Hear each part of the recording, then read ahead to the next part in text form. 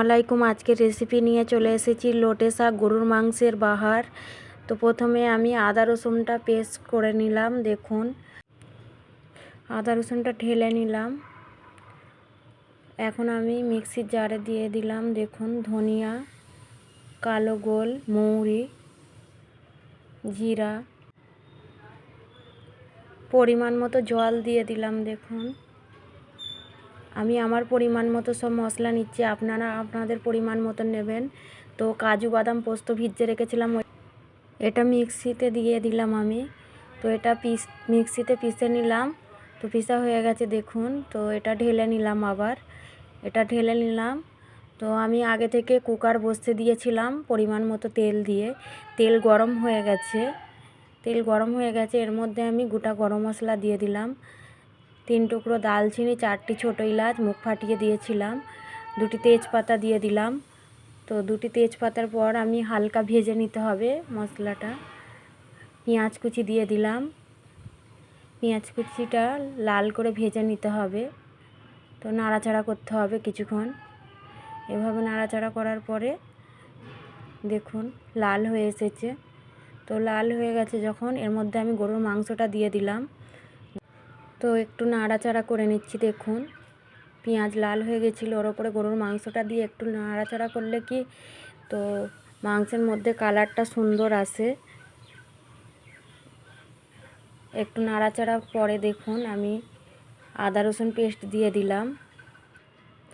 আদা রসুন পেস্ট দিয়ে একটু নাড়াচাড়া করে দিলাম। আবার ধনিয়া, জিরা, মৌরি, গোলমরিচ যেটা বানিয়েছিলাম মিক্সিতে, ওই পেস্টটা দিয়ে দিলাম। তো ওগুলো ধুয়ে জলও দিয়ে দিলাম, লবণ দিলাম। দেখুন আমি আমার পরিমাণ মতো দিচ্ছি, আপনারা আপনাদের পরিমাণ মতন দেবেন। তো লঙ্কা গুঁড়ো দিয়ে দিলাম, হলুদ গুঁড়ো দিয়ে দিলাম, ধনিয়া জিরা গুঁড়ো দিয়ে দিলাম। তো ভাজা ধনিয়া জিরা অল্প অল্প দিয়েছিলাম। লোটে শাক পুদিনা পাতার জলটা দিয়ে দিলাম। দেখুন মাংসটা সিদ্ধ করার জন্যে কুকারটা আমি সিটি দিতে দিয়েছিলাম। তো মাংসটা সিদ্ধ হয়ে গেছে। দেখুন মাংসটা সিদ্ধ হয়ে গেছে, আপনাদেরকে দেখিয়ে দিলাম দেখানো। এবার এটা আমি টক দই দিয়ে দিলাম। টক দই দিয়ে আরেকটু নাড়াচাড়া করে নিলাম। দেখুন তো কাজু বাদাম পোস্তর পেস্টটা দিয়ে দিলাম, আবার একটু নাড়াচাড়া করে নিলাম। দেখুন এভাবে নাড়াচাড়া করে নিলাম। দেখুন তো যখন তেল কেটে যাবে হয়ে যাবে লোটে শাক। দেখুন এটা লোটে শাক আমি হাঁড়িতে সিদ্ধ করার জন্য নিয়ে নিলাম। লোটে শাক, এটা ধনিয়া পাতা দিয়ে দিলাম,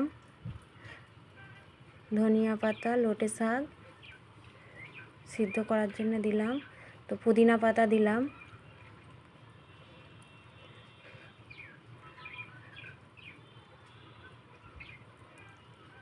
কাঁচা লঙ্কা দিলাম, 2টি কাঁচা টমেটো, 1টি পাকা টমেটো দিলাম। দেখুন এটা গ্যাস জ্বালিয়ে সিদ্ধ করতে বসিয়ে দিলাম। দেখুন এটা সিদ্ধ করে নিতে হবে। এটা সিদ্ধ করার পরে ঠান্ডা জলে দিতে হবে। তো ঠান্ডা জলে দিলে কালারটা ভালো থাকবে, গ্রিন কালার। দেখুন নাড়াচাড়া করে দিলাম একটু। কাঁচা লঙ্কা টমেটো সব হয়ে গেছে। তো ঠান্ডা জলের মধ্যে দিয়ে দিলাম। দেখুন কালারটা কত সুন্দর গ্রিন কালার হয়ে আছে। ঠান্ডা জলে দিলে কালারটাও ভালো থাকবে। এবার ভালো করে ঠান্ডা হয়ে গেছে, তো আমি তুলে নিলাম। এবার মিক্সিতে তুলে নিলাম। দেখুন এবার এটা পেস্ট করে নিতে হবে মিহি করে। দেখুন আমি পেস্ট করে নিলাম। দেখতে কত সুন্দর হয়েছে বলুন তো।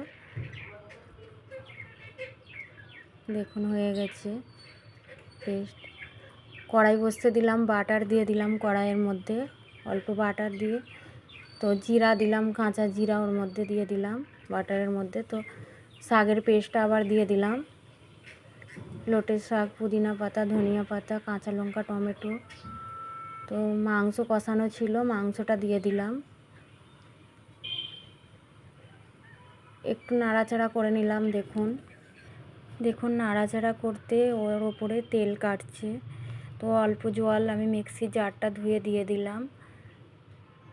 এটা দেখুন দেখতে যতটা সুন্দর হবে তো খেতেও ওর থেকেও আরও সুন্দর হবে বেশি। তো এটা ভাত, রুটি, পরোটা সবের সঙ্গেই খাওয়া যাবে। তো লবণ একটু কম হয়েছিল, তো আমি লবণ অ্যাড করে দিলাম এর সঙ্গে।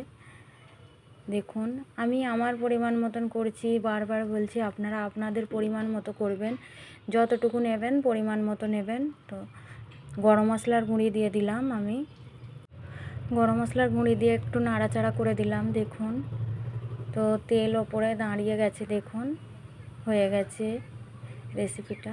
তো ওই লোটে শাকের ডাঁটিগুলো ছিল, একটু শাক নিয়ে সিদ্ধ করে নিয়েছিলাম, ওটা শাকটা ভর্তা করে নিলাম। দেখুন লোটে শাকের বাহার, লোটে শাক ভর্তা রেসিপি আপনাদেরকে কেমন লেগেছে বলবেন। ভিডিওটি ভালো লাগলে লাইক, কমেন্ট, শেয়ার করবেন। আমাদের একটা লাইক, কমেন্ট, শেয়ারই আমাদেরকে আরও ভিডিও বানাতে আগ্রহী করে তোলে। আসসালামু আলাইকুম। আজকের রেসিপি এখানেই শেষ।